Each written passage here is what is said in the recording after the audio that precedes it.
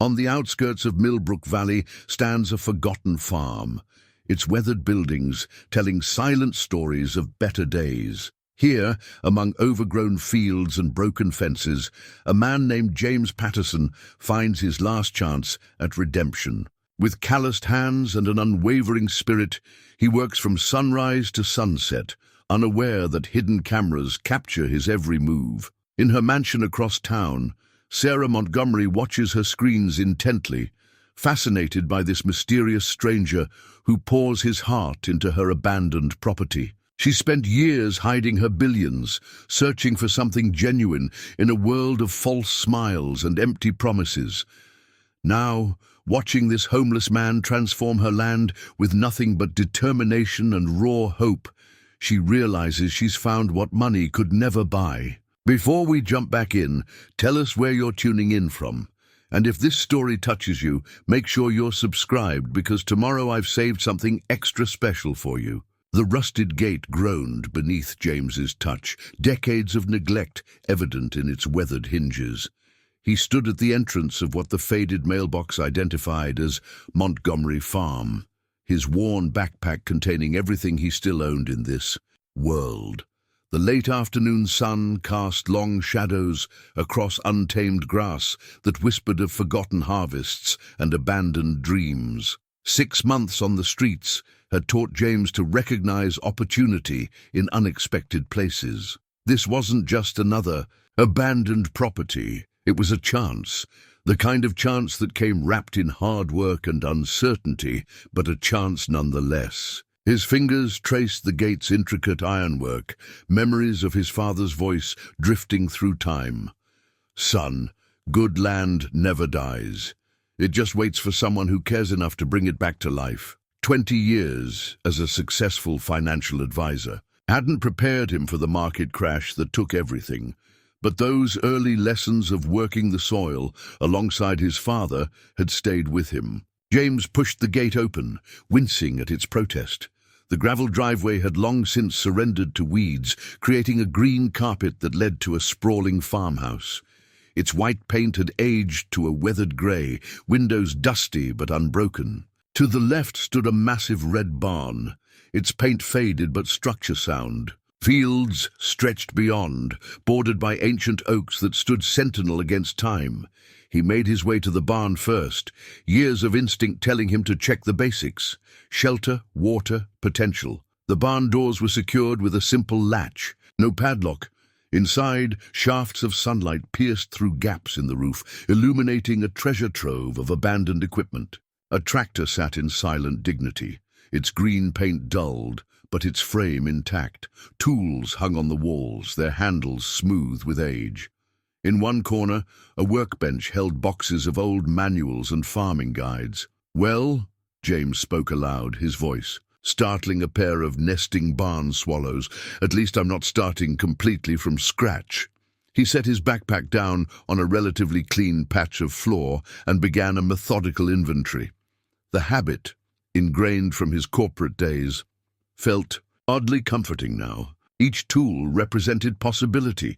The shovels could turn earth, the rakes could clear debris, the old hand plow could prepare soil. His mind began calculating, planning, seeing past the decay to what could be. As evening approached, James cleared a small space in the barn's loft. The hay was old but still dry, and he'd slept on far worse in recent months. Through a gap in the boards, he could see the main house silhouetted against the darkening sky. Tomorrow, he would begin the real work. That night, lying on his makeshift bed, James listened to the symphony of crickets and distant owls. For the first time in months, sleep came easily, accompanied by dreams of green fields and fresh possibilities. Unknown to him, in a darkened study across town, Sarah Montgomery watched his arrival on her security feeds, her finger hovering over the button to call the police before slowly withdrawing. "Show me who you are," she whispered to the screen. "Show me what you'll do with a second chance." Word count, 900 words. Would you like me to continue with Chapter 3, which introduces Sarah's perspective and daily life in more detail? Sarah Montgomery's study resembled a command center more than a room in a private residence. 6 high-definition monitors lined one wall, each displaying different angles of her family's old farm. The technology stood in stark contrast to the old-world elegance of leather-bound books and antique furniture that filled the rest of the space. "Ms. Montgomery, the board is waiting for your decision on the tech fund investment." Her assistant's voice crackled through the intercom, but Sarah's attention remained fixed on the center screen, where James was methodically sorting through old tools in the barn. "Tell them I'll have an answer tomorrow, Caroline." She leaned forward, adjusting one of the cameras for a better view, "and cancel my dinner with the foundation board." 3 years ago, Sarah had installed the security system after vandals had broken into the farmhouse. Now those same cameras were providing an unexpected window into a story she couldn't stop watching. The farm had been her sanctuary once, before. The weight of her inheritance had pulled her into a world of boardrooms and charity galas. Her father's death had left her with billions in assets, a tech empire to manage, and a gnawing emptiness that no amount of philanthropy could fill. She turned to the granite-topped desk, where her financial advisor's latest report lay open. "Montgomery Farm, Asset Liquidation Analysis," read the header in stark black letters. Martin had been pushing her to sell the property for months, arguing that the maintenance costs were unnecessary given its disuse. "You haven't visited that place in years, Sarah," he'd said during their last meeting. "It's time to let go of the past and focus on expanding the Montgomery tech portfolio." But watching James work, seeing the care in his movements as he assessed each broken fence and overgrown field, stirred memories she'd thought long buried. Her father teaching her to drive the tractor, her mother's garden bursting with summer vegetables, the simple joy of dirt under her fingernails before shareholders and stock prices had consumed her world. A movement on one of the screens caught her attention. James had emerged from the barn, his figure backlit by the setting sun. He stood still, surveying the land with what seemed like reverence. Even through the digital interface, she could sense his determination. Sarah opened her laptop, fingers hovering over the keyboard. One email to security would have him removed. Another to her lawyers would ensure the property was properly secured against future trespassers. Instead, she found herself opening a browser window and typing, "James Patterson, financial advisor." The search results painted a familiar picture. Former senior partner at a prestigious firm, stellar reputation. Then the market crash, followed by a rapid descent as he tried to protect his client's interests at the expense of his own stability. No criminal charges, just a man who'd chosen principle over self-preservation. "Well, Mr. Patterson," she murmured, closing the laptop, "let's see what you can do with my father's legacy." The intercom buzzed again. "Ms. Montgomery, the Bloomberg reporter is on line 1 for the interview about your Tech Innovation Prize." Sarah straightened her silk blouse, corporate mask sliding back into place. "Put him through, Caroline." She cast one last glance at the monitors, where James was carefully storing tools for the next day's work. 2 worlds, separated by wealth and circumstance, yet connected by a piece of land that held the keys to both their futures. Word count, 800 words. Would you like me to continue with Chapter 4, which will focus on James beginning his work on the farm and discovering the old seed box? Dawn painted the old barn in shades of amber as James began his second day at Montgomery Farm. He'd woken before sunrise, the old habits of his corporate life repurposed for a different kind of productivity. The morning air carried the promise of spring, tinged with the earthy scent of possibilities. His first target was the tool shed attached to the barn. Years of neglect had sealed the door shut, but persistent work with a crowbar finally granted him access. Inside, beneath layers of dust and cobwebs, lay the accumulated wisdom of generations of farmers. "Would you look at that?" James whispered, lifting a wooden box from a high shelf. Its lid bore elegant script, "Montgomery Heritage Seeds, 1952. Inside, carefully labeled packets told stories of crops long past. Cherokee purple tomatoes, blue Hubbard squash, Kentucky wonder beans. Each packet was sealed in wax paper, protected against time and moisture. He remembered his father's words about heirloom seeds. These aren't just plants, Jimmy. They're stories. Each variety carries the dreams of the farmers who saved them, season after season. The memory brought both comfort and pain. His father hadn't lived to see his sons fall from grace. Moving to the barn's main area, James retrieved the farming manuals he'd discovered the previous evening. Their pages were yellowed but legible, filled with handwritten notes in various scripts. 3 generations of Montgomery farmers had annotated these guides, marking successful planting dates, noting soil conditions, recording their triumphs and failures. The morning passed quickly as James alternated between studying the manuals and surveying the fields.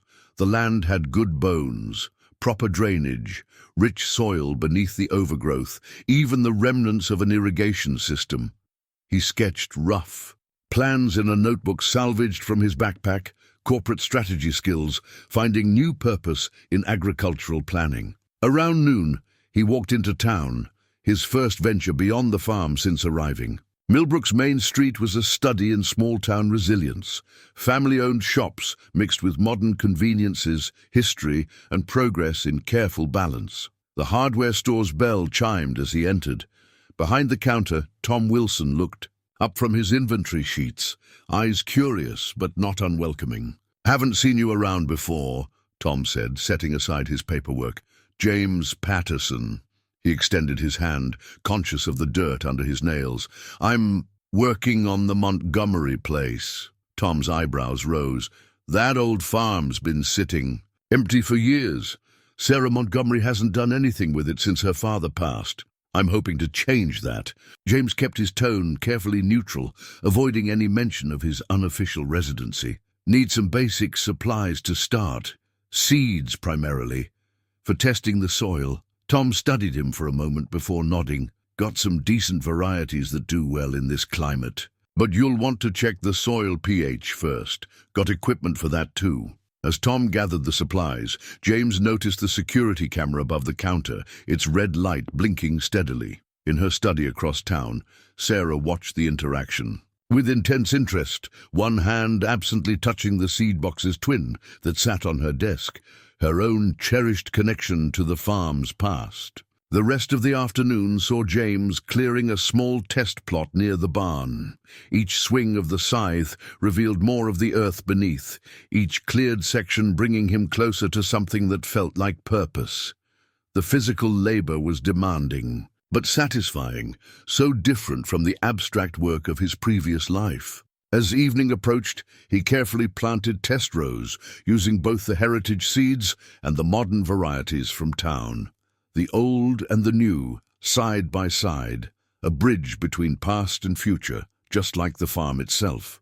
Word count, 850 words would. You'd like me to continue with Chapter 5, which will focus on James's first major challenge with the broken tractor and the community's initial notice of his presence. The old John Deere tractor squatted in the barn like a sleeping giant, its faded green paint telling tales of countless harvests past. James circled it slowly, mental calculations clicking into place as he assessed the challenge before him. In his previous life, he'd analyzed market trends and investment risks. Now, he was calculating the odds of bringing this mechanical beast back to life.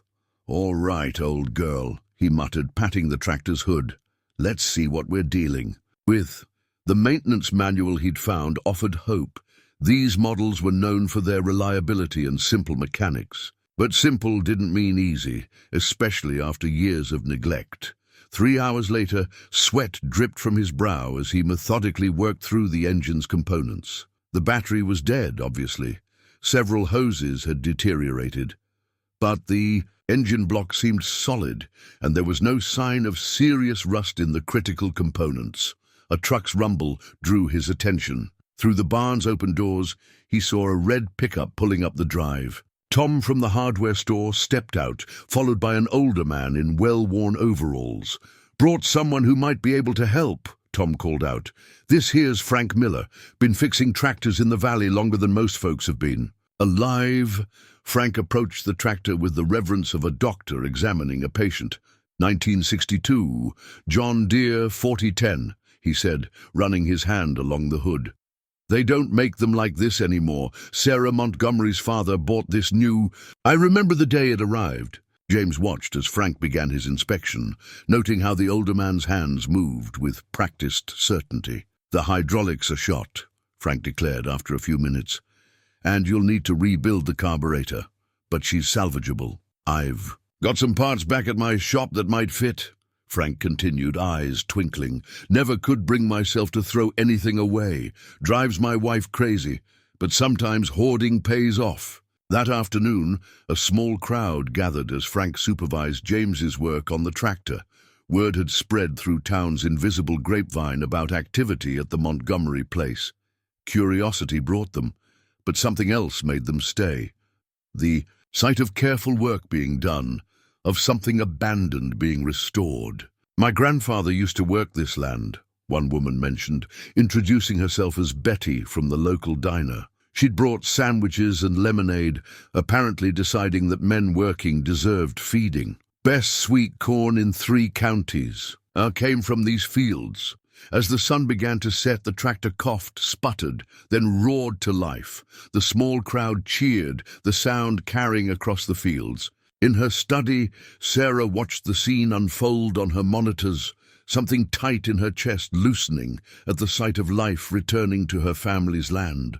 Later that evening, after the impromptu gathering had dispersed, James sat on the barn steps, studying his grease-stained hands. Frank had left him with a box of spare parts and an open invitation to stop by his shop.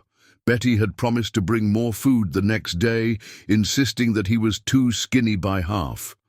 Tom had offered him credit at the hardware store, saying they could settle up once the first crop came in. It was more kindness than he'd encountered in months, freely given without knowledge of his past or judgment of his present circumstances. The simple acceptance felt foreign after so long living on society's margins, yet somehow more genuine than the corporate accolades of his previous life. Unknown to James, Sarah had made her own contribution to the day's success. A carefully anonymous delivery of new parts had arrived at Frank's shop that morning, exactly what was needed for the tractor's repair. She'd watched James work through her cameras, noting his methodical approach, his willingness to learn, his careful attention to detail. The same qualities that had once made him a successful financial advisor were now being applied to the resurrection of her family's legacy. The tractor's successful repair was more than just a mechanical victory. It was proof that broken things could be fixed, that what was lost could be found again, that second chances were possible. As night fell over the farm, 2 people in very different circumstances contemplated these truths, one in a restored barn, the other in a luxurious study, connected by a piece of land and its promise of redemption. Word count, 900 words would. You like me to continue with Chapter 6, which will delve into Sarah's background and the growing complexity of her secret observation. Sarah's fingers traced the headlines in the old newspaper clippings spread across her desk. Montgomery tech CEO dies in private plane crash. Billion-dollar empire passes to reclusive daughter. Sarah Montgomery, Silicon Valley's mysterious heiress. The yellowing papers documented her transformation from a farmer's daughter to one of the wealthiest women in America. She'd found the box of clippings while searching for the farm's original deed. Instead, she'd discovered her father's carefully maintained archive, every milestone of Montgomery Tech's rise, from a small software company to a global giant, along with personal mementos from their life on the farm. Your grandfather thought I was crazy, Her father's voice echoed from memory. Trading good farmland for computer parts. But he taught me something important. Whether you're growing corn or coding software, success comes from patience and attention to detail. A gentle knock interrupted her reverie. Caroline entered with the morning's financial reports. "The board is asking about the farm again, Ms. Montgomery. Mr. Phillips says the development company has increased their offer to $40 million. Sarah glanced at her monitors where James was marking out new planting areas with string and wooden stakes. His methodical approach reminded her of her father's careful planning. "Tell them I'm still considering my options." She picked up a photograph of her father, standing proudly beside their first computer server, housed in the farm's converted chicken coop. That makeshift server room had been the birthplace of Montgomery tech. The industry press had crafted a different narrative. The brilliant programmer who'd struck silicon gold. They'd ignored the decades of farming wisdom that had shaped his business philosophy. "Technology moves fast," he'd told her, "but good growth takes time, just like on the farm." Now she watched as James applied that same patient wisdom to restoring her family's land. His corporate background showed in his organized approach, but there was something else there, a genuine reverence for the work itself. The local paper had picked up the story. A small article about activity at the Montgomery farm had appeared that morning, speculating about the mysterious worker bringing the property back to life. Sarah had already received calls from 3 real estate developers, eager to know if this signaled a change in the property's availability. Her father's voice seemed to whisper from the old photographs. "Money doesn't grow anything by itself, Sarah. It's just a tool, like any other. The real value comes from how you use it." She'd spent years hiding from her wealth, retreating behind corporate structures and anonymous donations. The farm had been her last connection to a simpler time before shareholders and board meetings had consumed her life. Now, watching James work through her cameras, she felt a growing urge to step beyond her role as unseen observer. Caroline's voice came through the intercom again. "Ms. Montgomery, the Bloomberg reporter is asking about rumors of a Montgomery tech farming subsidiary. Apparently someone spotted equipment deliveries at the old farm." Sarah smiled, remembering the parts she'd arranged for the tractor.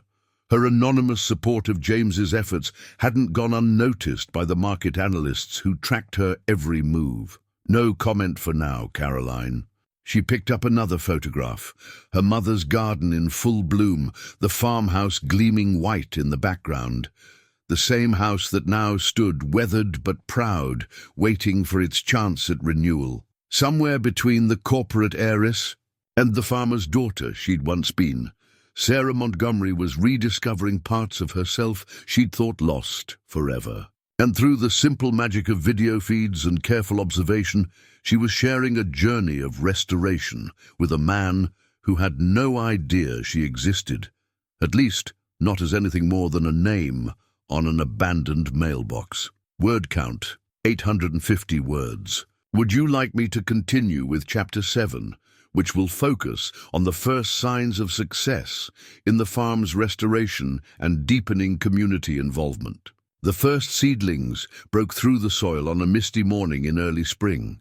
James knelt in the test plot, morning dew soaking through his jeans as he examined the tiny green shoots. The heritage tomatoes from the Montgomery seed box had sprouted, first their leaves unfurling like tiny flags of victory. "Well, look who decided to join us," he murmured, gently touching one delicate stem.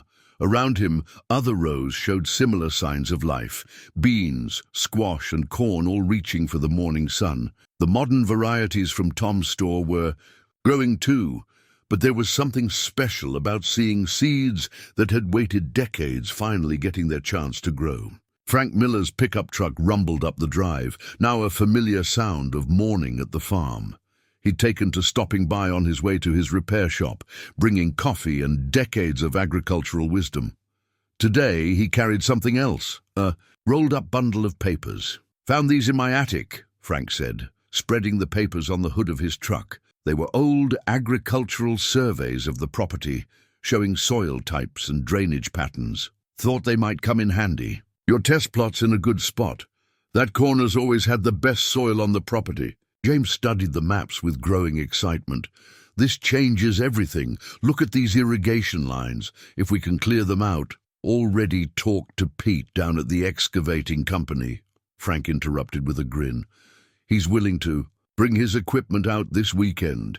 Says he owes the Montgomery family for help they gave his father back in '82. The community's support had grown steadily over the past weeks. Betty from the diner now had competition from other locals bringing food.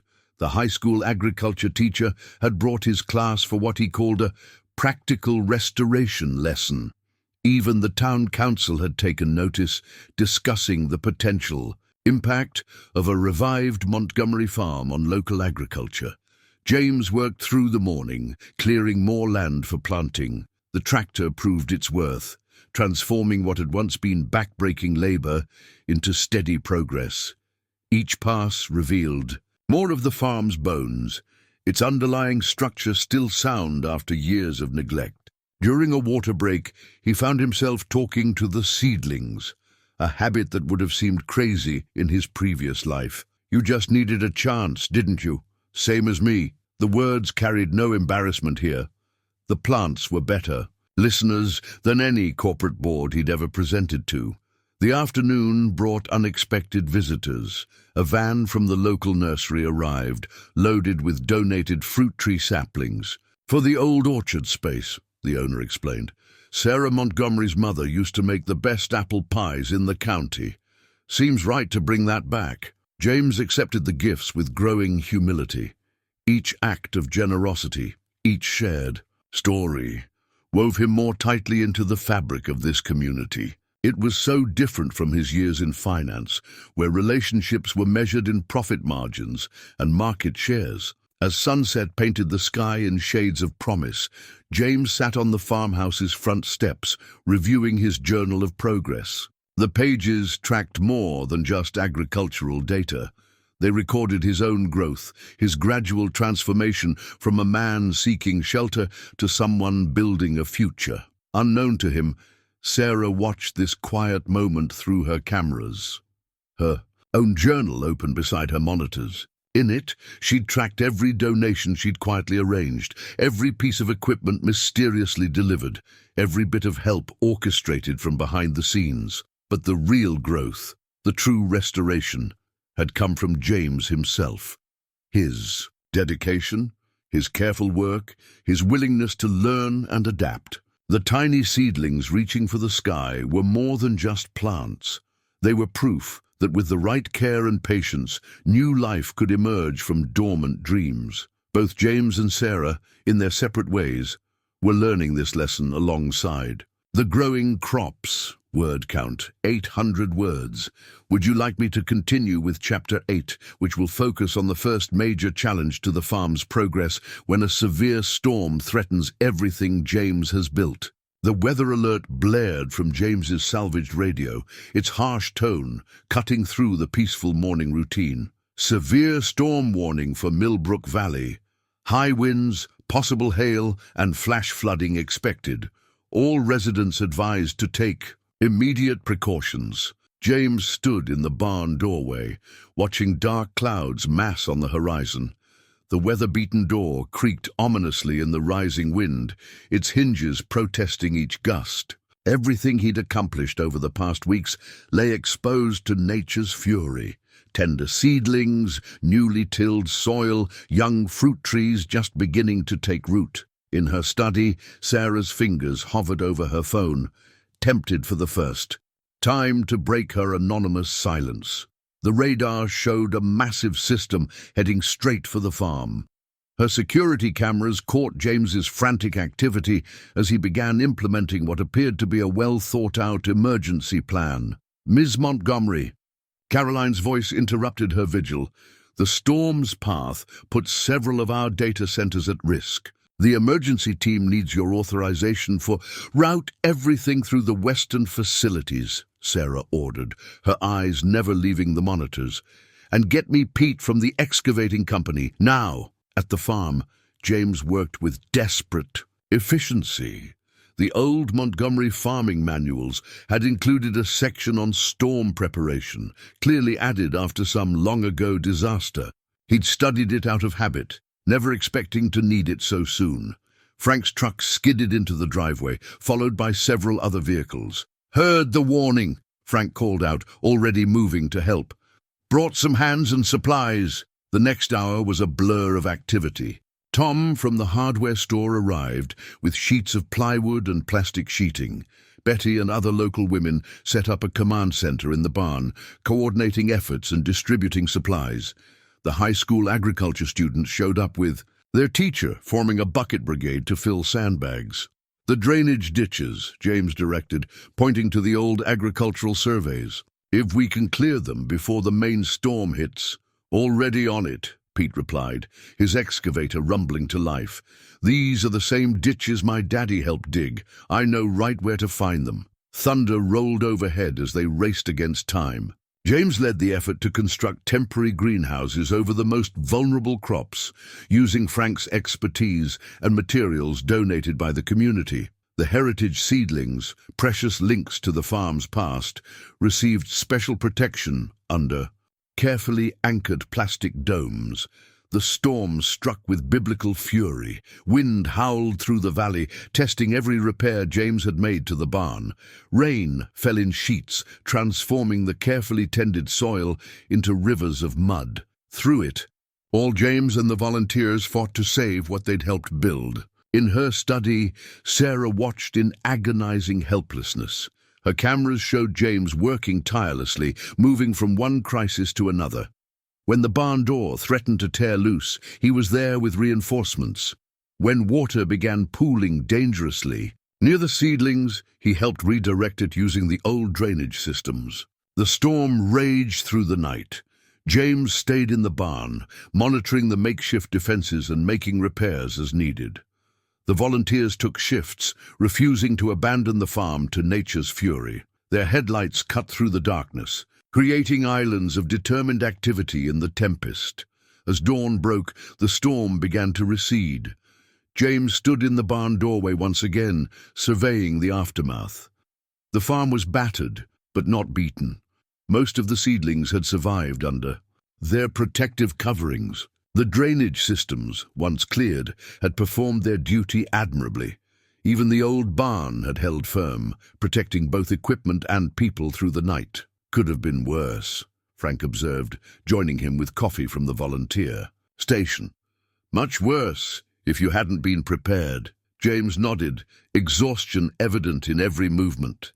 "The Montgomery family knew what they were doing when they set this place up. Those drainage ditches saved us." "Speaking of Montgomerys," Frank said carefully, "Pete mentioned getting a call yesterday morning from someone asking him to be ready with his equipment, almost like they knew the storm was coming." In her study, Sarah finally allowed herself to relax, seeing the farm and its caretaker had survived. Her anonymous call to Pete had been a risk, but watching James lead the community in saving her family's legacy had confirmed everything she'd hoped about him. The storm had done more than test the farm's defenses. It had revealed the strength of community bonds, the wisdom of past generations, and the determination of a man who'd found his true calling among the fields and furrows of Montgomery Farm. Word count 900 words. Would you like me to continue with Chapter 9, which will focus on Sarah's first disguised visit to the farm and her direct interaction with James? Sarah stared at her reflection in the full-length mirror, hardly recognizing herself. Gone were the tailored suits and designer accessories that usually marked her as a Montgomery. Instead, she wore faded jeans, work boots found in the back of her closet, and a simple flannel shirt. Her carefully maintained hair was pulled back under a worn baseball cap. "Ms. Montgomery, the board meeting has been moved to—" Caroline stopped short, staring at her employer's transformation. "Cancel everything for today," Sarah said, picking up a pair of old work gloves. "Tell them I'm conducting a personal audit of rural investment opportunities." The drive to the farm felt surreal. For years, she'd only seen it through camera lenses and childhood memories. Now, Watching the familiar landscape roll past her window, Sarah felt the weight of her dual identity more keenly than ever. She parked her mother's old truck, maintained but rarely used, at the end of the drive, out of sight of the security cameras she knew too well. The morning air carried the sweet scent of newly tilled earth and recent rain, stirring memories of countless childhood mornings spent following her father through these same fields. James was working in the restored vegetable garden, carefully staking tomato plants that had survived the storm. He looked up at her approach, shielding his eyes against the morning sun. "Can I help you?" His voice was warmer in person than it had sounded through the security feeds. "I heard you might need an extra pair of hands," Sarah said, using the slight drawl she'd worked years to eliminate from her speech. "Betty at the diner mentioned you could use help with the replanting." James studied her for a moment, then nodded toward a flat of seedlings. "Know anything about spacing tomato plants?" "My father taught me a thing or two." Sarah knelt beside him, letting muscle memory guide her hands in the familiar work. Her father's voice echoed in her mind. 18 inches apart, Sarah. Give them room to grow strong. They worked in comfortable silence, moving down the rows with steady purpose. Sarah found herself falling into the rhythm of the task, remembering skills she thought she'd forgotten. Her manicured nails disappeared under honest dirt, each smudge feeling like reconnection with her younger self. "You handle those plants like you've done this before," James observed, passing her another seedling. "Grew up on a farm," Sarah replied, the truth feeling strange in its partial telling. "But that was a lifetime ago. Funny how it comes back." "Do you, though, isn't it?" James smiled, gesturing at the surrounding fields. "All this, it's like the land remembers what it's supposed to be, just waiting for someone to remind it." Sarah looked around at her family's farm, seeing it now through both her camera's clinical views and this intimate ground-level perspective. The storm. Damage was more visible up close, but so was the care evident in every repair, every planted row, every cleaned-up corner. "The Montgomery family built something special here," she said carefully, testing the waters. "They did." James nodded, his expression thoughtful. "Been learning that more every day. The way this place is laid out, the soil management, the drainage system that saved us during the storm. There's generations of wisdom built into every acre." They worked through the morning, Sarah finding excuses to stay longer than she'd planned.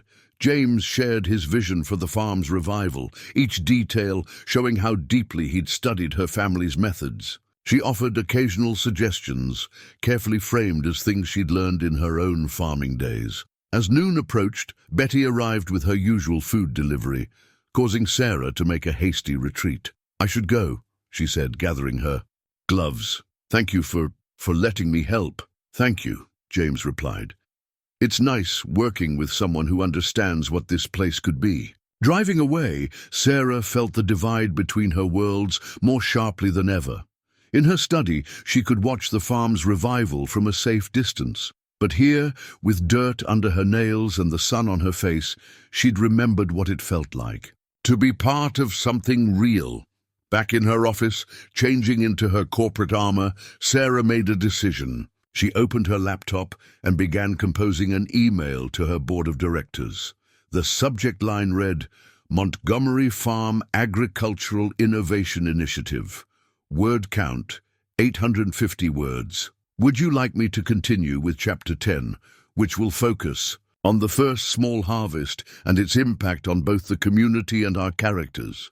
The first harvest basket sat on James's workbench like a painting come to life. Cherokee purple tomatoes nestled against vibrant green beans, their colors made more vivid by morning sunlight streaming through the barn windows. The heritage vegetables, grown from the Montgomery seed box, had produced fruits that looked nothing like their supermarket counterparts. They were irregular, imperfect, and absolutely beautiful. "Those are your great-grandmother's tomatoes," Frank said, examining a particularly gnarled specimen. "Used to trade my mother 3 jars of honey just for a dozen of them." He didn't notice James's questioning look at the word "your." The Millbrook Farmers' Market had been running every Saturday for over 70 years. Today, for the first time in decades, Montgomery Farm would have a booth. James had hesitated about using the farm's name, but Frank had insisted. It's what people know. Besides, you've earned it. Sarah watched through her usual cameras as James loaded the truck Frank had lent him. Her own memories of market days flooded back, helping her mother arrange produce, learning to make change, watching proud farmers compare their offerings. She'd planned to stay away, but something pulled her toward town. The market sprawled across the town square, white tents gleaming in the morning sun. James set up between the honey seller and a flower vendor, arranging his modest harvest with careful pride. The hand-painted sign read simply, "Montgomery Farm, Heritage Vegetables." "Look at those tomatoes." The first customer arrived before he'd finished setting up. "My grandmother used to get these from old Mr. Montgomery." Soon, a small crowd gathered, drawn by both nostalgia and curiosity. Sarah arrived in her now familiar disguise, watching from the periphery as James explained the vegetables' origins to eager buyers. He spoke about the heritage seeds with reverence, sharing growing techniques learned from the old manuals. Each sale came with a story about the variety's history on the farm. "The beans are almost gone," she said, approaching his booth. James looked up, his face brightening with recognition. "My tomato planting expert. Come to see how your work turned out." Sarah picked up one of the remaining tomatoes, its weight familiar in her hand. How many times had she helped sort these same varieties in the farm's kitchen? "They're exactly as I remember," she said softly, then caught herself. "I mean, as I remember my father describing." James gave her a curious look but was interrupted by more customers. Sarah stepped back, watching him interact with the community. He'd learned their names, their preferences, their connections to the farm's history. Each conversation strengthened the bonds between Montgomery Farm and its neighbors. Betty arrived, with her usual impeccable timing, carrying a basket of still-warm muffins. "Can't have a proper market day without breakfast," she announced. "Your mother's recipe," she added quietly to Sarah with a wink, making her wonder just how good her disguise really was. By noon, the booth was nearly empty. The heritage vegetables had sold out first, with several people placing advance orders. For the next harvest, James sat on a folding chair, looking slightly dazed by the morning's success. "Pretty good for a first market day," Sarah offered, helping him pack up the empty baskets. "It's not just about the sales," he replied, gesturing to the dispersing crowd. Every person who stopped by had a story about this farm, about what it meant to their family. "It's like we're not just growing vegetables, we're growing connections." Sarah thought about the email she'd sent to her board, proposing to transform Montgomery Farm into an agricultural innovation center focused on heritage farming and techniques. The morning's success had proven what she'd already suspected. There was hunger for authenticity, for connection to the land and its history. As she drove back to her mansion, Sarah realized that her two worlds were slowly beginning to merge. The corporate titan and the farmer's daughter were finding common ground, just as James was bridging the gap between the farm's past and its future. Word count: 800 words. Would you like me to continue with Chapter 11, which will reveal more about James's own wealthy past and the parallels between his life and Sarah's? James found the photograph while cleaning out the barn's loft, tucked inside an old finance magazine. His own younger face stared back at him from the glossy page, confident in an Italian suit, the Manhattan skyline behind him. The caption read, "James Patterson, Wall Street's golden boy takes on Silicon Valley." His hands trembled slightly as he sat back against a hay bale, memories flooding in. That photo had been taken just weeks before everything collapsed, before he'd chosen his client's interests over his own, before his reputation had transformed from golden boy to cautionary tale. The magazine's date caught his eye. It was from the same month Montgomery Tech had launched its IPO. He remembered analyzing the offering, impressed by the company's solid fundamentals and innovative approach. Had someone told him then that He'd end up working their founding family's land. He would have laughed in disbelief. The barn door creaked open below. "James, you up there?" It was Sarah, or rather the woman he knew only as a helpful local who shared his love of farming. She'd been stopping by regularly since the market day, her knowledge of the farm's history proving invaluable. "Just doing some cleaning," he called down, quickly tucking the magazine behind the hay. But as he turned, his old briefcase toppled over, spilling its contents across the floor. Among them, a silver frame containing a photo of his parents in front of their Hampton estate skittered to Sarah's feet. She picked it up, her eyes widening slightly at the obvious signs of wealth in the image. "This doesn't look like a typical farming family," James sighed, realizing the moment for honesty had arrived. "Because it wasn't. I grew up there, but my father grew up on a farm in Kansas. He never let me forget those roots, even after he made his fortune in real estate." Sarah studied the photo more closely. "The market crash of '23, she said softly. "You were the whistleblower who exposed the tech sector manipulation. You follow financial news?" James asked, surprised. "I read a lot," she replied carefully. "You sacrificed everything to protect your clients." James leaned against a support beam, the weight of his past settling around him like dust motes in the sunlight. "I had evidence that certain tech companies were artificially inflating their values. My firm wanted to bury it. I couldn't let people lose their life savings based on lies." "But you lost everything," Sarah prompted, her voice holding an odd tension. "Not everything." James gestured to the farm around them. "I lost the trappings of wealth, but I found something real. My father used to say that true wealth grows from the ground up. I never understood that until now." Sarah's hand moved to her pocket, where her own family photo lay hidden. The parallels between their lives pulled at her like a physical force. Both children of successful fathers, both shaped by the tension between wealth and authenticity, both finding solace in this land. "The Montgomery family," she said carefully. "They built their tech empire from this farm, didn't they?" James nodded, moving to the loft window. "Started in the old chicken coop, according to Frank, but they never forgot their farming roots. You can see it in everything here, the practical innovation, the attention to detail, the long-term thinking. Actually reminds me of how my father ran his business before I lost my way in the flash and dazzle of Wall Street." Sarah watched him, seeing now the layers of understanding in his restoration work. He wasn't just some homeless man seeking shelter. He was a fallen angel, finding his way back to solid ground, just as she was a hidden heiress, seeking connection to her roots. "Sometimes," she offered, choosing her words carefully, "we have to lose our way to find our true path." James turned to her, sunlight casting his face in thoughtful shadow. "You sound like you know something about that." "Perhaps I do," she replied, her hand still on the hidden photo in her pocket. The moment to reveal her identity pulled at her, but the time wasn't quite right. There were still too many pieces to put in place, too many threads to weave together.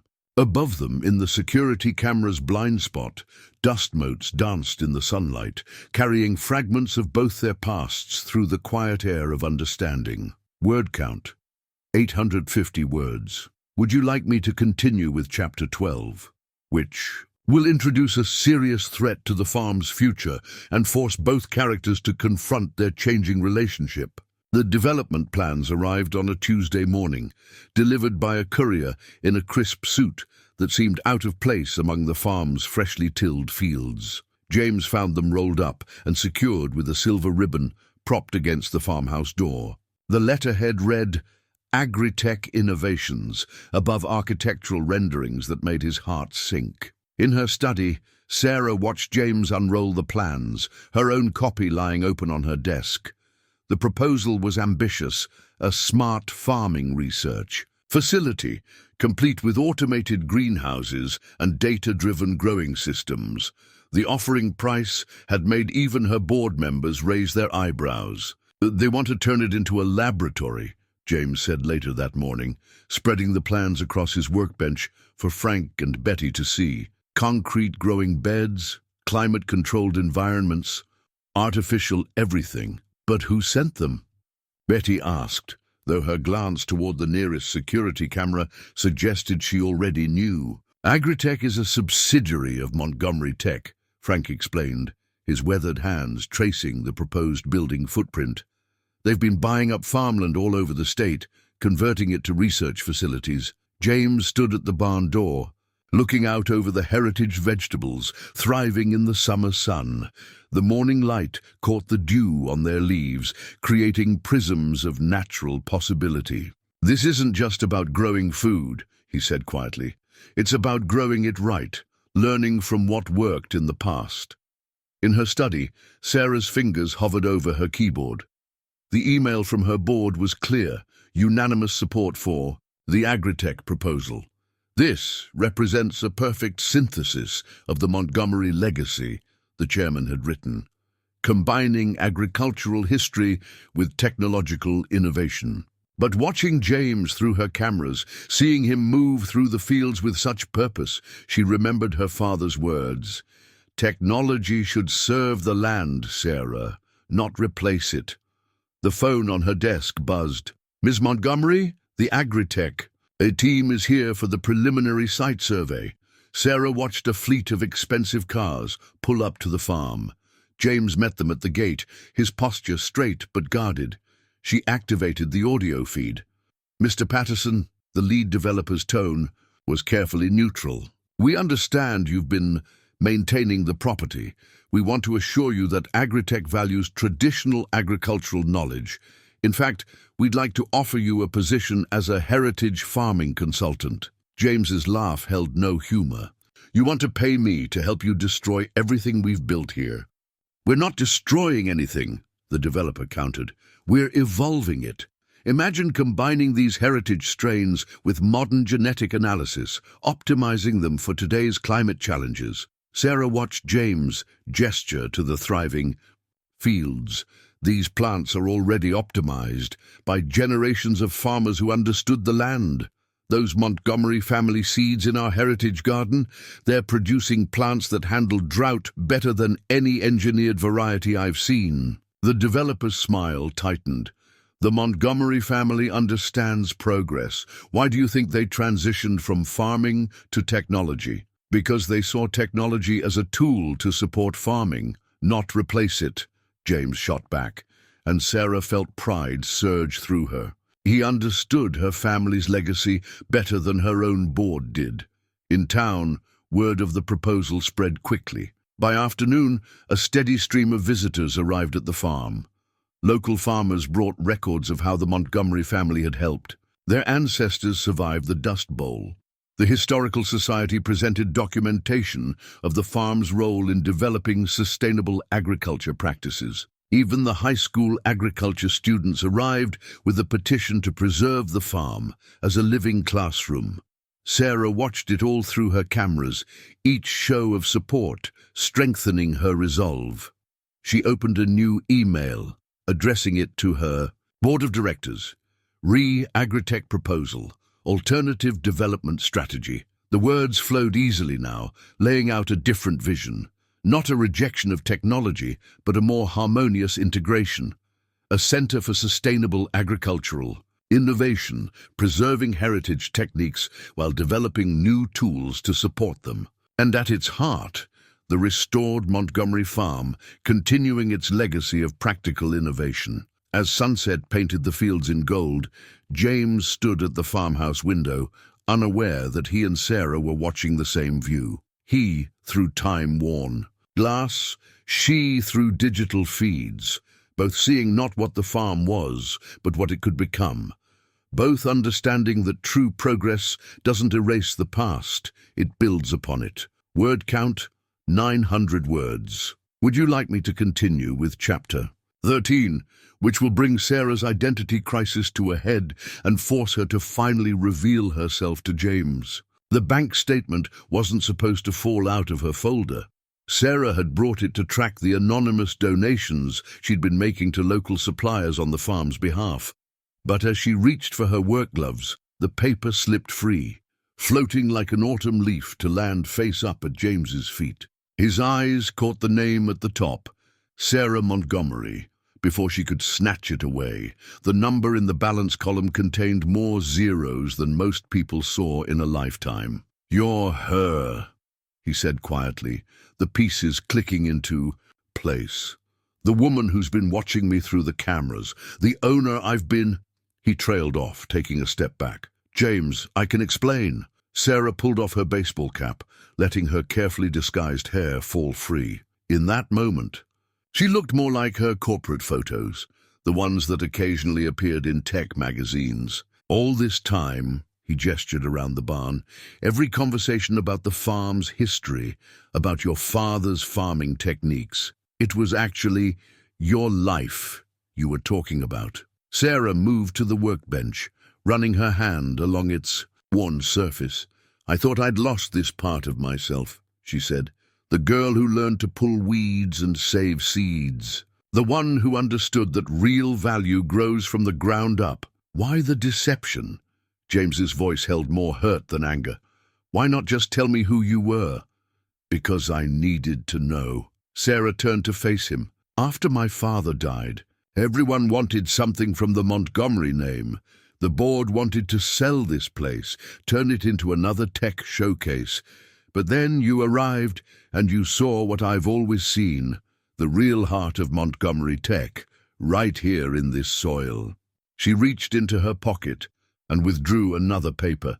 The original deed to the farm, her father's notes scribbled in the margins. He wrote here that innovation without roots withers and dies. You understood that without ever meeting him. James took the deed, his financial advisor's eyes scanning the document before shifting to the broader implications. The security cameras, the mysterious deliveries, the support from local businesses. "I wanted to help, but I needed to know you were doing this for the right reasons."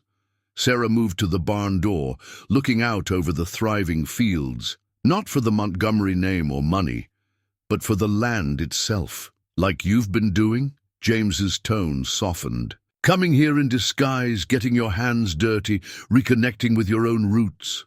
A small smile touched Sarah's lips. "We're both trying to find our way back to something real, aren't we? You from your Wall Street past, me from my tech empire. Here present." Betty knew, didn't she? James shook his head, remembering the knowing looks, the subtle hints. "Betty used to sneak me cookies when I did my homework in her diner, back when Dad was converting the chicken coop into our first server room." Sarah laughed softly. "She says I never fooled her for a minute with this disguise." The afternoon sun slanted through the barn windows, highlighting the progress they'd made together. Restored equipment, carefully organized tools, the heritage seed vault they'd started.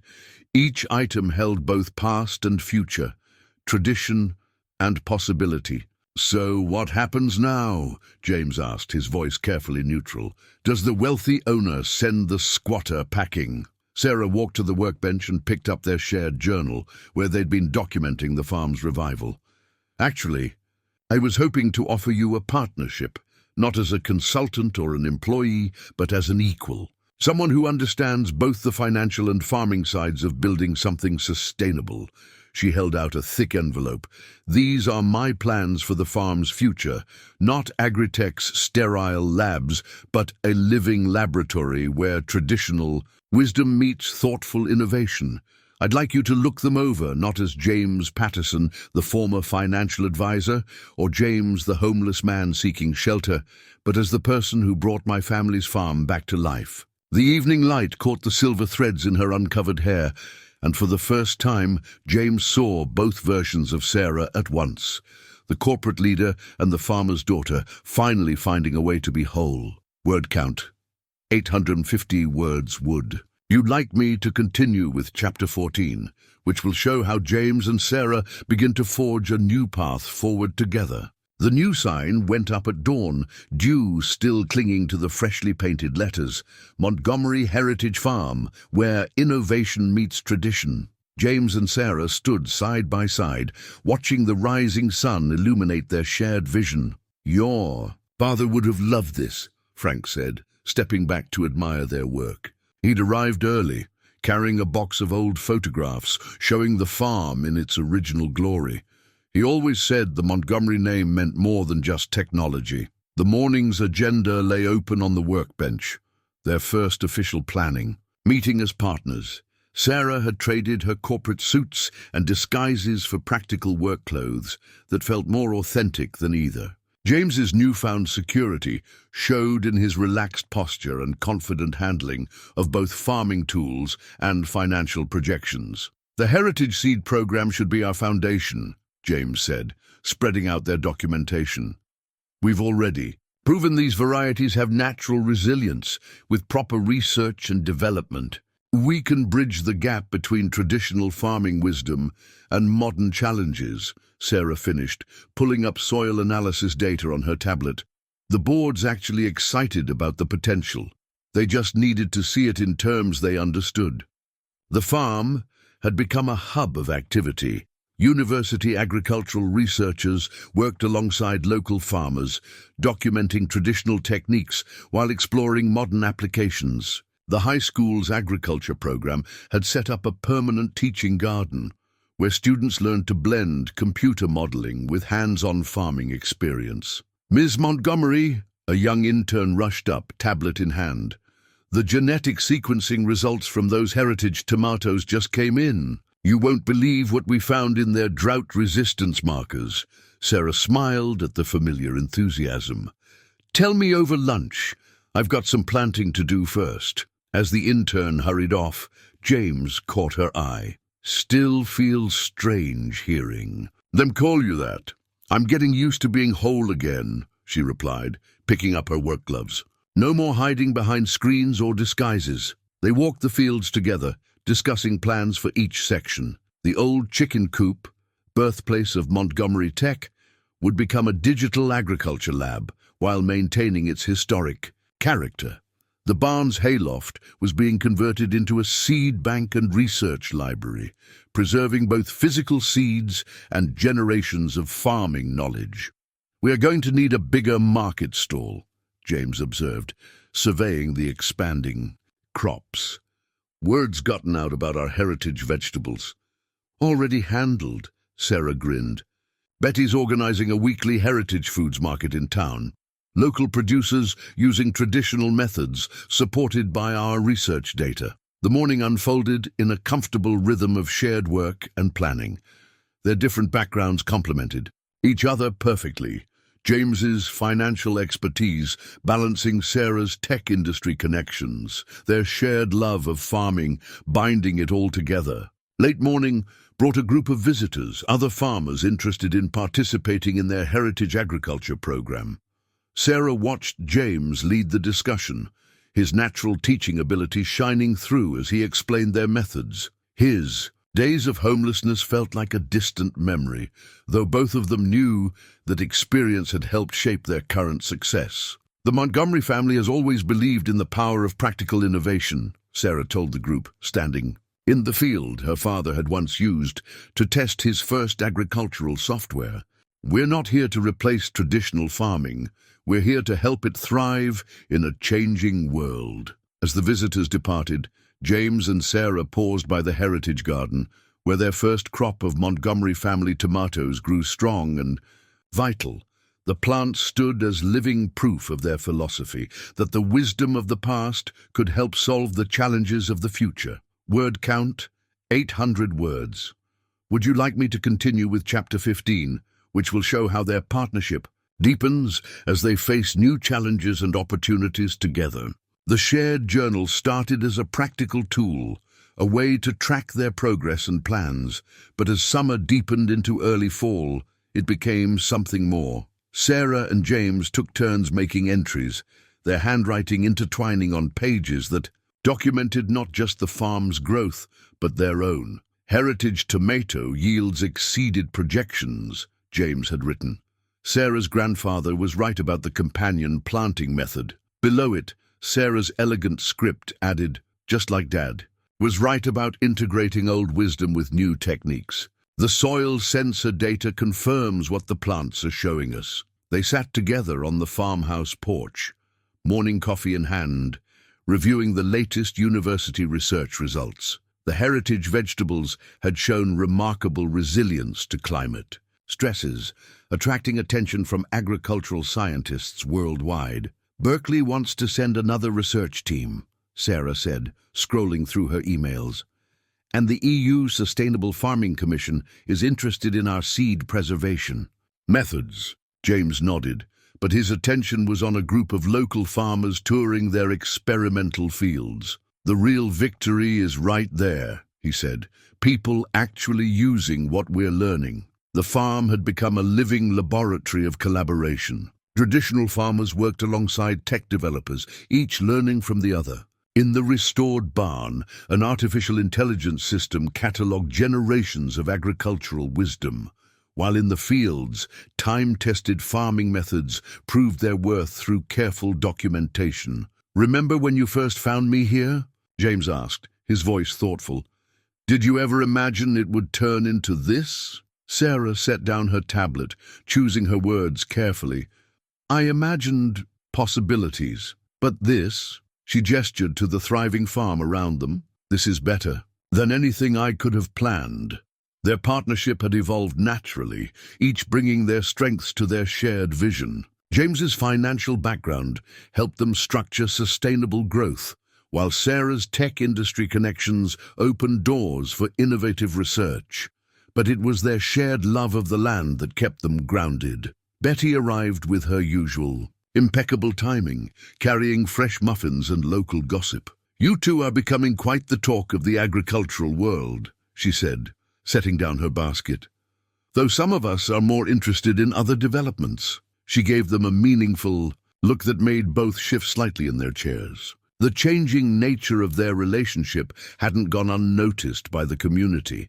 Their early morning planning sessions often stretched into evening discussions. Shared meals had become routine. The line between professional partnership and something more personal was gradually blurring. "The heritage garden needs attention," Sarah said quickly, rising from her chair. But she paused to squeeze James's shoulder as she passed, a gesture as natural as the morning dew. They worked together through the morning, falling into the comfortable rhythm they'd developed. Sarah's corporate efficiency complemented James's careful farming techniques. They moved through the tasks like dancers who had learned to anticipate each other's steps. "The Montgomery family would be proud," Frank observed, stopping by with some old farming equipment he'd restored. "Seeing the old and new working together like this." "We're all family here now," Sarah replied, surprising herself with the truth of it. The farm had created connections stronger than blood or business, bonds forged through shared purpose and mutual respect. That evening, as sunset painted the sky in harvest colors, they added a new entry to their journal. James wrote about the day's crop developments, while Sarah sketched plans for expanding their educational programs. Between their notes, they pasted photographs of their progress: the heritage garden in full bloom, local farmers learning new techniques, students coding agricultural apps in the converted chicken coop. "We should document the old stories too," Sarah suggested, thinking of her father's early days. "The real history of Montgomery Farm, from the beginning until now." James looked at her, understanding in his eyes. "Our story's part of that history now, isn't it?" They sat together in the growing dusk, planning their future while honoring their past. The farm around them stood as testament to what could grow. From unlikely beginnings, heritage seeds, innovative ideas, and hearts finding common ground. Word count: 850 words. Would you like me to continue with Chapter 16, which will focus on their first major harvest together and its impact on both the community and their relationship? The golden wheat field rippled in the early morning breeze, each stalk heavy with promise. Sarah stood at its edge, her father's old scythe in her hands, watching the sun paint the scene in shades of amber and possibility. Behind her, a small crowd had gathered for Montgomery Heritage Farm's first major harvest. "Traditional first cutting," Frank explained to the assembled researchers and local farmers. "Been done this way here for generations." He nodded to Sarah, who stepped forward. the scythe's movement coming back to her like muscle memory. James watched her begin the harvest with the same grace she brought to everything now, no longer hiding behind corporate masks or careful disguises. The morning light caught the silver in her hair, matched by the flash of the scythe as it swept through the wheat. After the first ceremonial cutting, modern equipment moved in, but with a thoughtful approach that honored the land. University. Researchers documented everything, their tablets recording the perfect blend of traditional wisdom and technological efficiency that had become the farm's hallmark. The heritage wheat varieties are showing exceptional protein content, Dr. Chen from the Agricultural Department reported, studying her readings. And the natural pest resistance is remarkable. Whatever your ancestors did to develop these strains, Ms. Montgomery, they were generations ahead of their time. They paid attention, James answered for her, sharing a knowing look with Sarah. Really paid attention to what the land was telling them. The harvest proceeded through the morning, becoming more celebration than work. Local families arrived. With food and drinks, children ran between the hay bales, and the air filled with the kind of community spirit that had become increasingly rare in the modern world. Sarah found James by the old oak tree, where they'd set up their impromptu headquarters. He was reviewing yield calculations, but his eyes held a distant look. "Penny for your thoughts?" she asked, offering him water from her canteen. "Just remembering." "The day I arrived here," he replied, accepting the drink. "Homeless, hopeless, thinking I'd lost everything that mattered. And now? Now I know I had it backwards. I hadn't lost everything. I just hadn't found what really mattered yet." Their eyes met, the moment heavy with unspoken feelings. Around them, the farm hummed with life and purpose. The converted chicken coop's solar panels gleamed in the sun, powering the computers that tracked their innovations. In the heritage garden, students documented traditional growing techniques with modern technology. Every corner of the farm showed what could grow when past and future worked together. Betty appeared with her perfect timing, carrying a familiar basket. "Thought you might want this," she said, pulling out a carefully preserved photograph. It showed Sarah's father at their first harvest, standing proud in the same wheat field. "He'd be so proud," Betty continued, watching Sarah trace the image with gentle fingers. "Not just of the farm, mind you, but of what you two have built here together." The afternoon brought more visitors, agricultural ministers from 3 countries, tech industry leaders curious about their innovations, and small farmers eager to learn their methods. James and Sarah led the tours together, their words overlapping with practiced ease as they explained their vision. "It's not about replacing traditional farming," Sarah explained to the group. "It's about giving it the respect and support it deserves, while using technology to help us learn from generations of wisdom," James added, calling up soil analysis data on his tablet. "Every traditional technique we document helps us understand sustainable agriculture better." As evening approached, the community gathered for a harvest celebration in the restored barn. Tables groaned with local food, much of it grown from their heritage seeds. Children played between hay bales, their laughter mixing with adult conversations about crop yields and future plans. Sarah found herself back at the wheat field's edge, watching the sunset paint the stubbled ground in shades of promise. James joined her, their shoulders touching comfortably. "Thank you," she said softly, "for showing me how to be whole again, how to bridge all the parts of myself I thought had to stay separate." He turned to her, his expression open and genuine. "Thank you for seeing something worth saving in a man who thought he'd lost his way." The dying sun caught the wheat dust in the air, turning it to floating gold around them. In that moment, with the sounds of celebration drifting from the barn, they were simply 2 people who had found their true home, in this land and in each other. Word count, 900 words. Would you like me to continue with Chapter 17, which will show how they begin to shape their future together while honoring? The farm's past, The renovated farmhouse stood proudly in the autumn sunshine, its fresh white paint and restored details a testament to the changes the past year had brought. Sarah stood in what had once been her childhood bedroom, now transformed into a modern home office where she could manage both the farm and her tech empire. The contractors finished the last touches downstairs, James said, joining her at the window, though Frank insists he needs to inspect their work personally. The view before them showcased everything they'd accomplished. The heritage gardens flourished with fall crops. The new greenhouse complex merged seamlessly with the traditional barn, and the research center in the converted chicken coop hummed with activity. Students and scientists moved between buildings, their shared purpose evident in their enthusiasm. Hard to believe this all started with a homeless man and some hidden cameras, Sarah mused, leaning back against him. The easy intimacy of the gesture spoke volumes about how their relationship had evolved. And a billionaire in disguise, James added, wrapping his arms around her. We were quite a pair, weren't we? Their laughter was interrupted by Betty's arrival, her familiar basket now accompanied by a stack of papers. The legal team finished the partnership agreements, she announced, her role as unofficial farm manager now formalized. Though I don't know why you two need papers to confirm what everyone's known for months.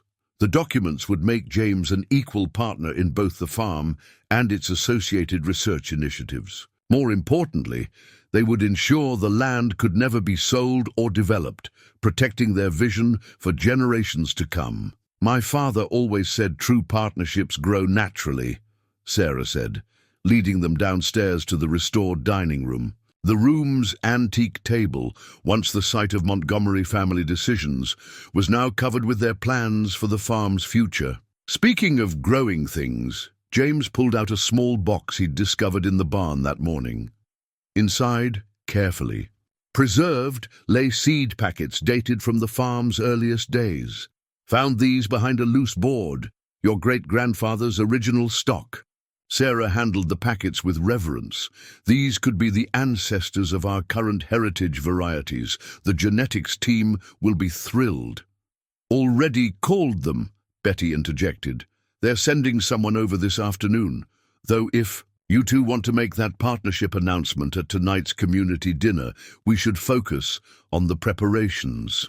The evening's event would officially unveil both their personal and professional commitment to the farm's future. The renovated farmhouse would be their home, the center of a living laboratory where traditional farming wisdom and modern innovation worked in harmony. As sunset approached, the farm came alive with celebration. Local families who had supported them from the beginning mingled with university researchers and agricultural experts from around the world. The Heritage Garden provided much of the feast, proving that their methods could produce both abundant and delicious results. Frank stood to make a toast, his weathered face bright with emotion. To the Montgomery family legacy, not just a name, but what it stands for.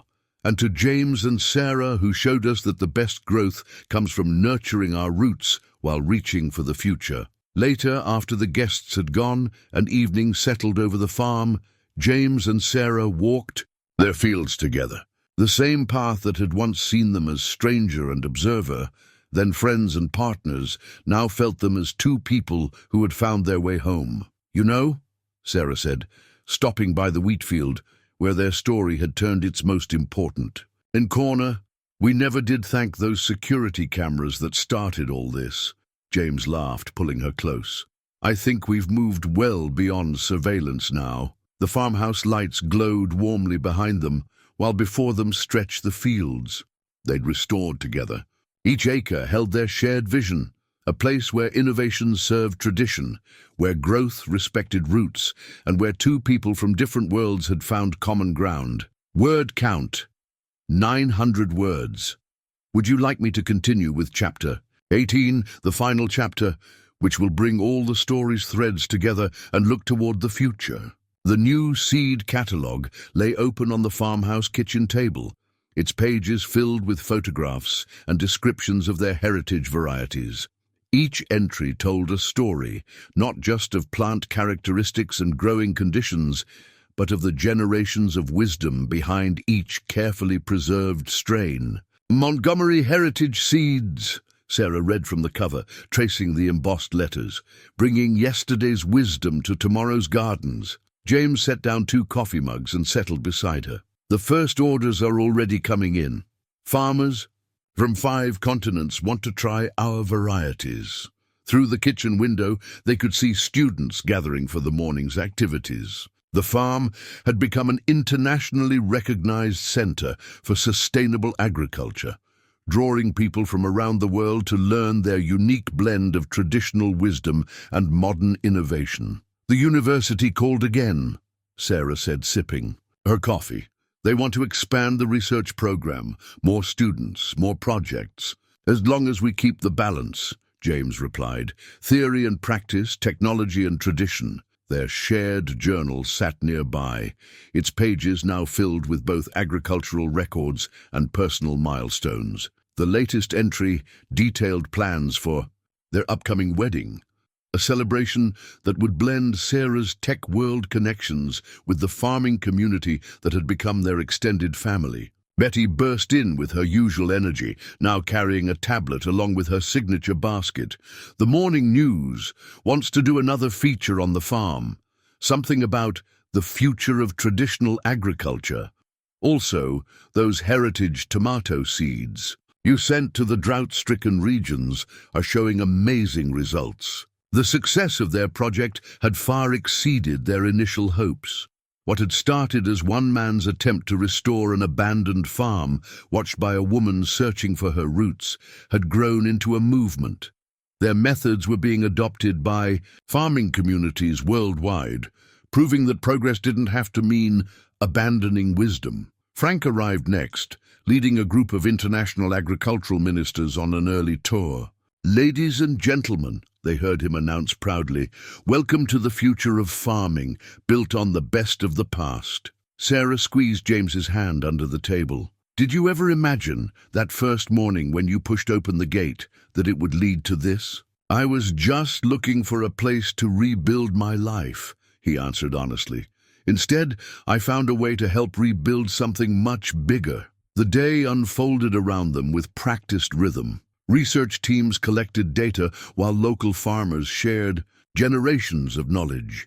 Students developed apps to track traditional growing methods, while elderly community members taught them about reading weather signs and soil conditions. In the Heritage Garden, their original test plot had become a living museum of agricultural history. The descendants of those first seeds now helped feed communities around the world, proving that old wisdom could solve modern challenges. As evening approached, they walked together through the wheat field, where they'd first acknowledged their feelings for each other.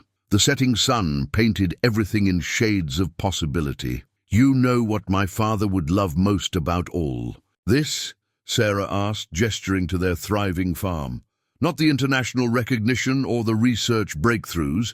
He'd love that we're still basically farmers, working the land and learning its lessons."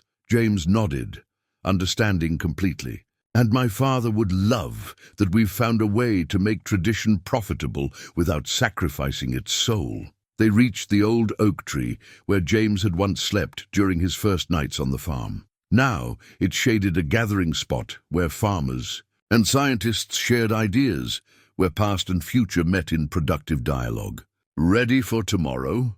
James asked, knowing their schedule was packed with tours, research presentations, and wedding preparations. Sarah smiled, thinking of all the tomorrows stretching before them. "As long as we remember what got us here, taking chances, trusting in possibility, and believing that good things can grow from unexpected beginnings." The farm settled around them as night fell, security cameras still quietly watching, now just one small part of a much bigger story. In the distance, the renovated farmhouse glowed with warmth and welcome, a beacon of what could happen when hope found fertile ground.